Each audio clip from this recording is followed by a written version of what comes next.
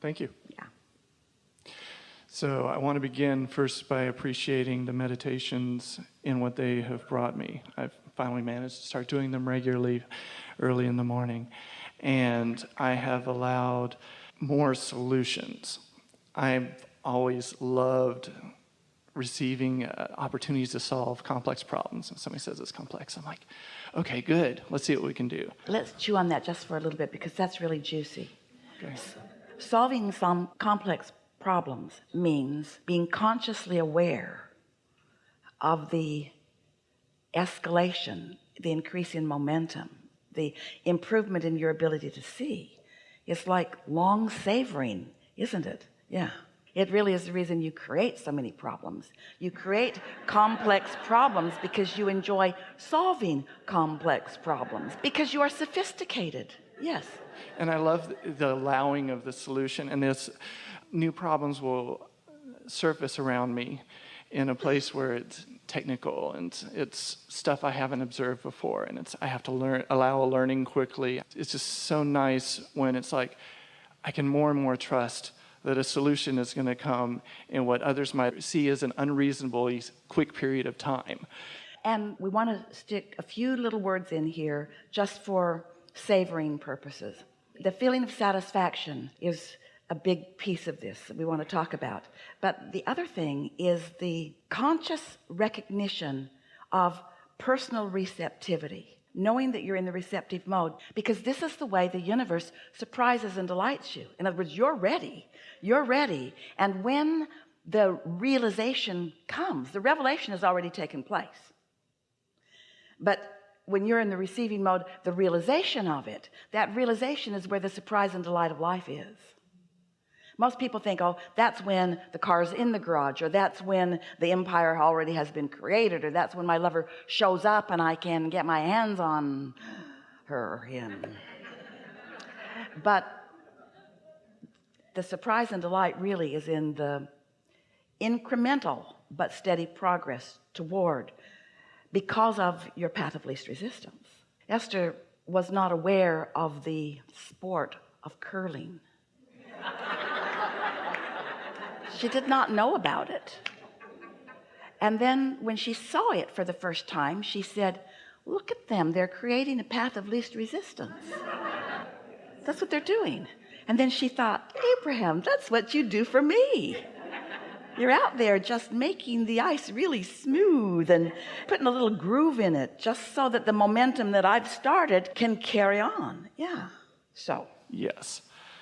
I appreciate that I am in a place where I can have these complex problems. I'm just going to appreciate for a second. I appreciate that I've allowed a wonderful job. I appreciate my incredible wife. I appreciate the music, which I get to allow flow through me. I appreciate the momentum that my contrast has created. Let's just start there. I'm working towards starting there. Yeah. And I am. I'm much better at it now than I used to be. That's been the place I'm trying to open up to, actually, is appreciating the contrast more. I wasn't going to go there, but yes. It's because that is, as you said in one of them, the contrasting. When you know what you don't, you know what you do want. There's momentum in that. Yes. And so after the appreciation is a general universe question.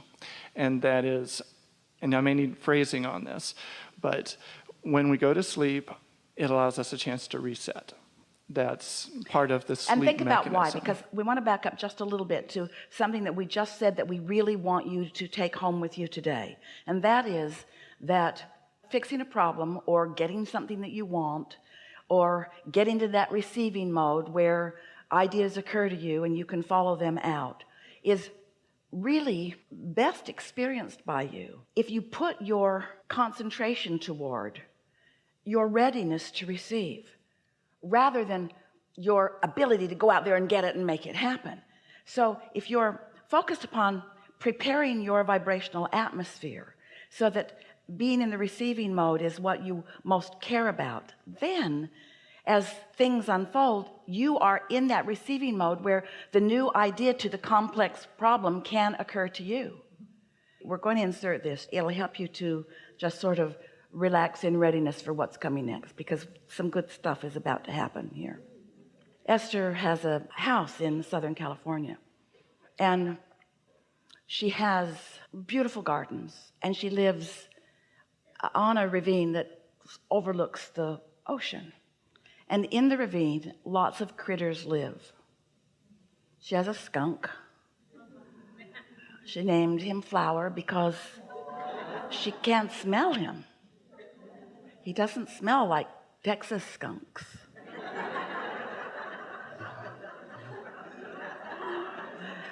And there are other critters. There's a family of raccoons, and there are lots of rats. And she doesn't see the rats. She just knows they're there. So the other day, the nice man came to change the filters in her air conditioner. He had to climb under the house to do it, a place where no one should ever have to go. But he happily goes and he changes the filters, and then he leaves. And the next time Esther goes to adjust the temperature, she realizes that there's an error message on her thermostat, an alarm that she had not noticed before. Whether it was there or not, she's not sure. But since he's just been there, she's more alert. So there it is. So she calls him back and says, since you were here, there's a little alarm on my thermostat. Maybe there's something not plugged in, or maybe. And he said, I'll come out and I'll check on it. And so the next day he came, and he looked and he looked and he looked and he looked and he looked and he looked and he looked and he looked. He could not find anything. And he said to Esther something that was completely illogical to her. Must be user error. But in this situation, Esther could not understand how that could be, because she was doing the same thing that the user had always been doing. But now she has an error. And so he said, you may have just tried to turn it too cold. And Esther thought, no. But anyway, he had reached the end of his ability to help her, and he started to leave. And then Esther, being in the receiving mode, she really likes this person, said, oh, wait. There's something I wanted to ask you about. Haven't heard it lately, but a few months ago, I was out near the condenser out there in the garden, and it was making quite a racket, like there's something broken off in it, or maybe some leaves in it or something, but it was making a sound that I'm not used to hearing. He said, did you hear it lately? And Esther said, no, but could you just take the cover off and see if there's anything in the way? So I took the cover off, and he came back in the house in about 15 minutes, and he said, rats have chewed your wire, and that's what the error code is about. And Esther said, those dirty rats. Now, how does that happen? Esther didn't remember, she didn't have that on her list of things she wanted to talk to him about, but it was the path of least resistance to the solution that she was looking for. And so she is just a willing, cooperative component to her own solutions. And he said, good thing you remembered that. And Esther thought, I actually don't think I remembered that. I think that someone knew what was going on. So then Esther said to us, Abraham, why didn't you just say, Esther, the rats have chewed the wire? And we said, because you love the rats. You don't want the rats to be the reason for your problem. You don't want to make unnecessary trouble for the rats. Well, really, she does. She's going to make as much unnecessary trouble for them as she can. But it was not the path of least resistance. This was. And what difference does it make? This is the thing that we want you all to realize, is that what difference does it make what form your path of least resistance offers? Isn't it all fun? That was really fun for Esther. That was a surprise and delight. She had moved on. She didn't expect him to continue to solve the problem of the air. She had accepted that that error code was on there. She wasn't trying to solve that problem. She just thought of something she thought she'd ask him about. And so things that seem so simple, this is not that complicated, sophisticated thought that you're talking about. But the majority of the solutions come to you in ways just like that. And so the allowing of the solution. I really love the terminology, allowing the solution. Let's say it even better.